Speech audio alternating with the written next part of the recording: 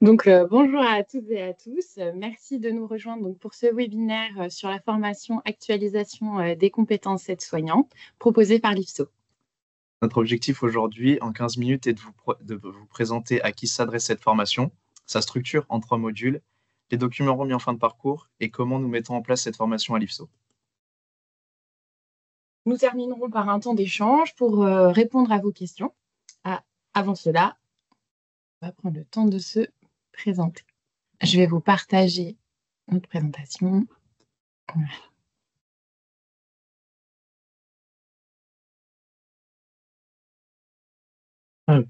Alors, je suis Melvin.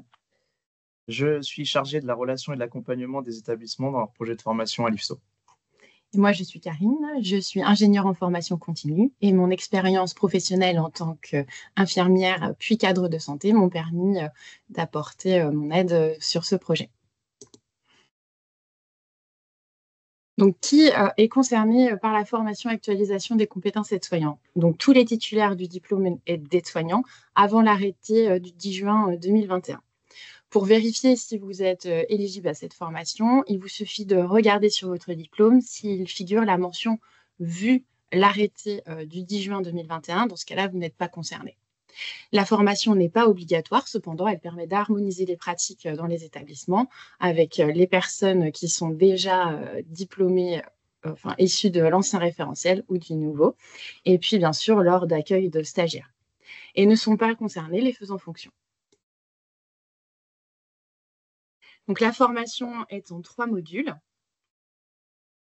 qui sont répartis sur 3 jours. Donc chaque module, une journée. Le module A permet de rechercher et d'analyser les informations permettant d'identifier l'état général de la personne, adapter le niveau de soins à son âge et au milieu de soins, ainsi que la pertinence des actions et des transmissions réalisées. Le module B permet de mettre en œuvre les nouveaux soins autorisés en situation aiguë et évaluer et réajuster selon les règles de bonne pratique. Quant au module C, il permet d'identifier et d'analyser les différentes situations à risque lors de l'accompagnement de la personne et les actions de prévention adéquates. Donc, la formation s'appuie sur l'arrêté ministériel du 26 février 2025 et chaque module est évalué indépendamment et systématiquement avec des cas concrets issus de la pratique professionnelle.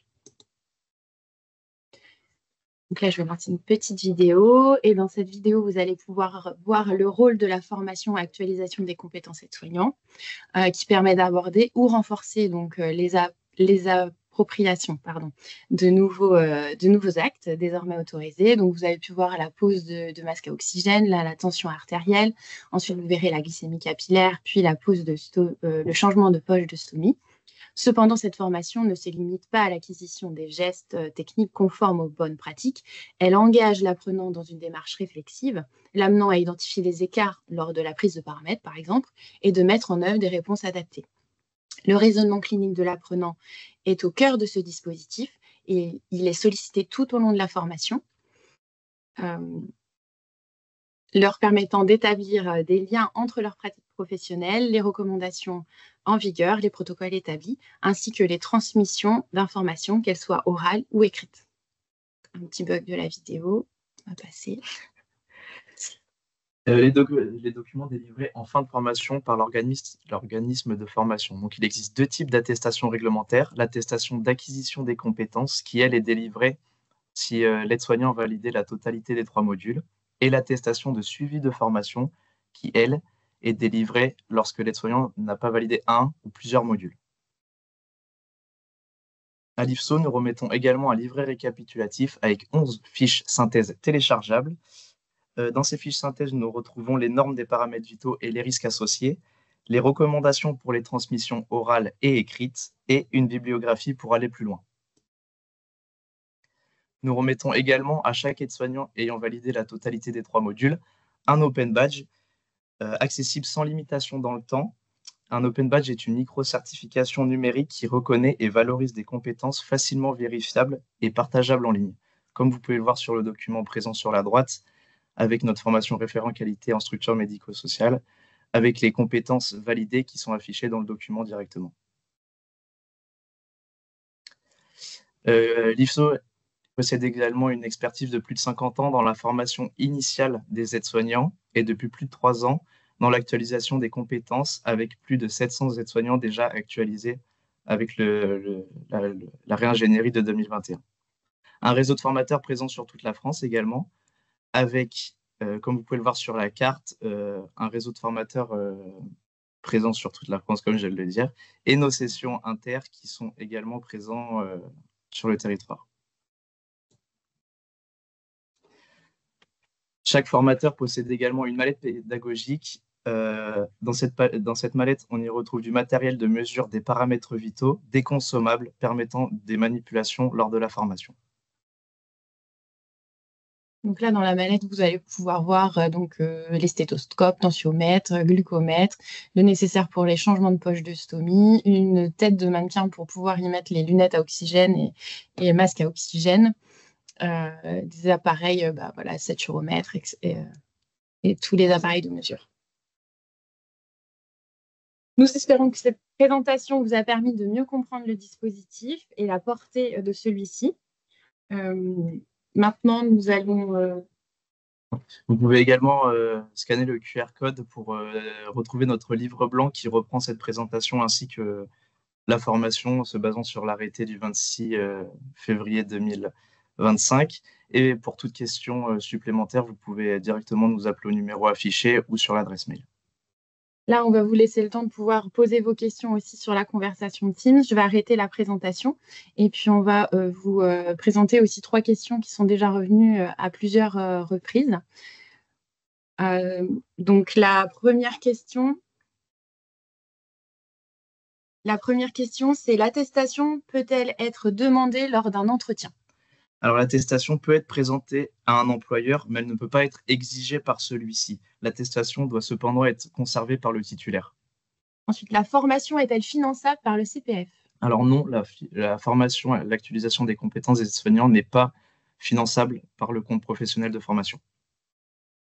Et ensuite, si je valide 3 modules, ai-je le niveau 4, l'équivalent du baccalauréat? Non, la formation ne délivre pas le niveau 4, même si les 3 modules sont validés.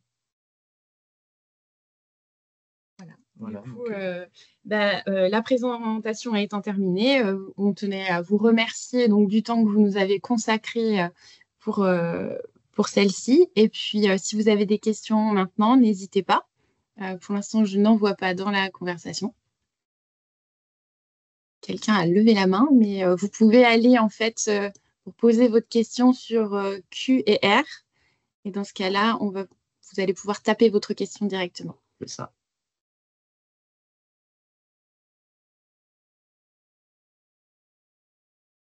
Ça y est, une question qui est juste là. Hop. Alors, comment pouvons-nous accéder à cette formation? Comme le disait Melvin, vous pouvez tout à fait nous contacter sur fc@ifso-asso.fr. Vous pouvez nous poser vos questions ou sinon directement sur notre site internet. Vous pouvez accéder à la formation et il y a un formulaire à remplir et vous pouvez poser vos questions, on vous y répondra directement. Ensuite, il y a la durée de chaque journée de formation. C'est des journées de 7 heures qui sont imposées sur l'arrêté ministériel. Par contre, les modules peuvent être faits indépendamment. On n'est pas obligé de faire les 3 jours de façon consécutive. Ça peut être une journée, une journée, une journée, ou alors en 2+1. Notre employeur est-il dans l'obligation de nous permettre d'accéder à cette formation? Alors, comme je le disais tout à l'heure, la formation n'étant pas obligatoire, votre employeur n'a aucune obligation de vous la proposer. Après, c'est dans un souci d'harmonisation dans la structure où ça peut être intéressant effectivement que tout le monde ait la formation, aussi bien pour l'harmonisation des pratiques entre les collègues que l'accueil de nouveaux stagiaires et l'encadrement de ceux-ci.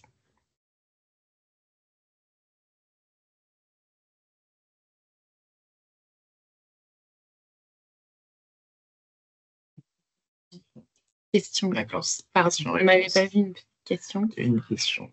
Bonjour, plusieurs questions. Avez-vous un support avec le QR code? Oui. Oui, oui, totalement. Excuse-moi. Donc, oui, on a un support avec le QR code. De toute façon, la présentation, le diaporama va vous être envoyé directement sur l'adresse mail où vous êtes inscrit.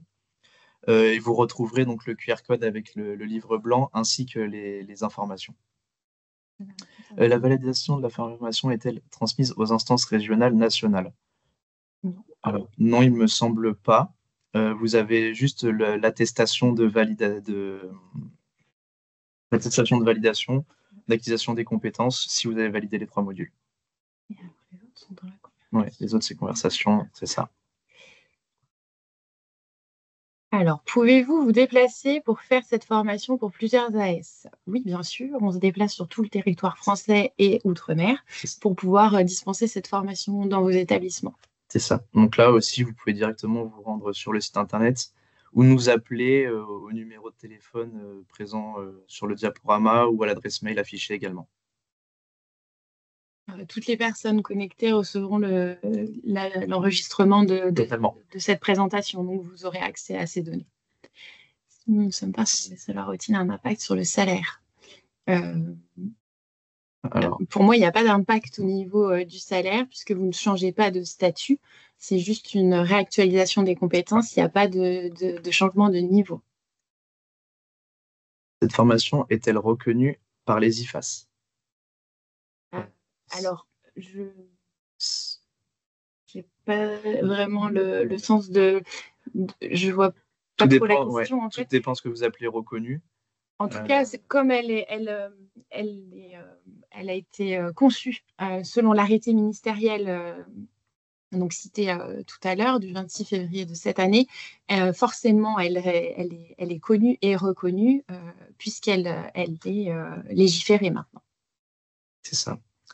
Quel est le coût de la formation? Alors, le coût de la formation pour nos sessions donc inter présentées précédemment, on est à 630 € pour les 3 jours de formation par personne. Et le coût en intra est à déterminer suivant le lieu de votre établissement. Le nombre d'agents formés par groupe de formation, en général, c'est une douzaine de personnes. On est sur 12 personnes maximum afin de permettre à tous les aides-soignants de pouvoir pratiquer et d'être dans des bonnes conditions pour la formation. On attache de l'importance, vous l'avez vu avec la mallette, à pouvoir manipuler les choses et pouvoir pratiquer les actes. Donc, du coup, c'est important d'avoir des groupes restreints. Les 15 minutes étant écoulées, a priori, on a répondu à toutes les questions qui étaient affichées. Donc, on tenait encore à vous remercier. Ah non, il y en a encore une. on me dit dans l'oreillette. Il y en a une dernière. Ah, pardon. Il y en a d'autres. Non, c'est celle au-dessus. Ouais, c'est ça. Bonjour, excusez-moi, je viens de vous rejoindre. Où je peux trouver le lieu de la formation, sachant j'habite dans le 64. Merci. Alors, on va vous envoyer directement sur votre adresse mail la présentation et dedans, vous pouvez trouver les lieux de formation inter et également, si votre établissement peut créer un groupe de 12 personnes, nous pouvons intervenir directement au sein de votre établissement. Voilà. De rien, avec plaisir. Non, on nous dit merci donc, dans la conversation, donc de rien. Et du coup, les 15 minutes étant terminées, on vous remercie encore une fois. Et puis, on va vous souhaiter un bon appétit puisqu'on approche du temps du repas. Et à très bientôt. Au revoir. Au revoir.